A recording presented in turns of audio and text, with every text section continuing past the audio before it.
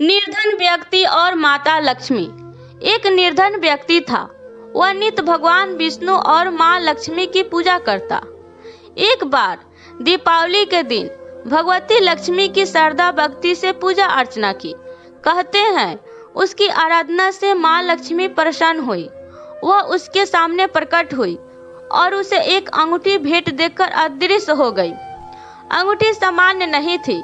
उसे पहनकर जैसे ही अगले दिन उसने धन पाने की कामना की, उसके सामने धन का ढेर लग गया। वह खुशी के मारे झूम उठा।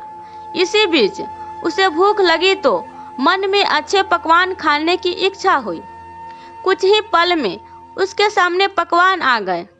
अंगूठी का चमत्कार मालूम पड़ते ही उसने अपने लिए आलीशान बंगला, नौकर चाकर आदि तमाम सुविधाएं प्राप्त कर ली। वह भगवती लक्ष्मी की कृपा से प्राप्त उस अंगूठी के कारण सुख से रहने लगा। अब उसे किसी प्रकार का कोई दुख, कष्ट या चिंता नहीं थी। नगर में उसका बहुत नाम हो गया।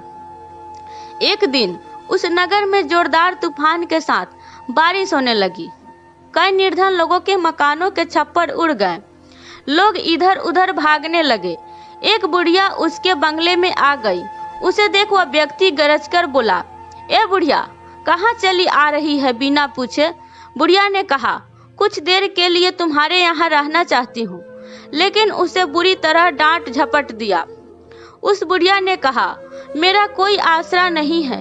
इतनी तेज बारिश में कहाँ जाऊंगी? थोड़ी देर की ही तो बात है। लेकिन उसकी किसी भी बात का असर उस व्यक्ति पर नहीं पड़ा। जैसे ही सेवकों ने उसे द्वार से बाहर किया, वैसे ही जोरदार बिजली कौंधी। देखते ही देखते उस व्यक्ति का मकान जलकर खाक हो गया। उसके हाथों की अंगूठी भी गायब हो गई। सारा वैभव पल भर में राख के ढेर में बदल गया। उसने आंख खोलकर जब देखा तो सामने लक्ष्मी जी थी, जो बुढ़िया कुछ देर पहले उसके सामने दीनहीन होकर गिड़गिड़ा रही थी। वहीं अब लक्ष्मी जी के रूप में उसके सामने मंद मंद मुस्कुरा रही थी। वह समझ गया उसने बुढ़िया को नहीं, साक्षात लक्ष्मी जी को घर से निकाल दिया था। वह भगवती के चरणों में गिर पड़ा। देवी बोली, तुम इस योग्य नहीं हो। जहाँ निर्धनों का सम्मान नहीं होता, मैं वहाँ निवास नहीं कर सकती। यह कहकर लक्ष्मी जी उसकी आंखों से ओझल हो गई। दोस्तों, मेरी यह छोटी सी कहानी आपको कैसी लगी? यदि अच्छी लगी हो तो लाइक और कमेंट करना बिल्कुल भी मत भूलिएगा। यदि आप मेरे चैनल पर नए हैं तो सब्सक्राइब जरूर कीजिएगा।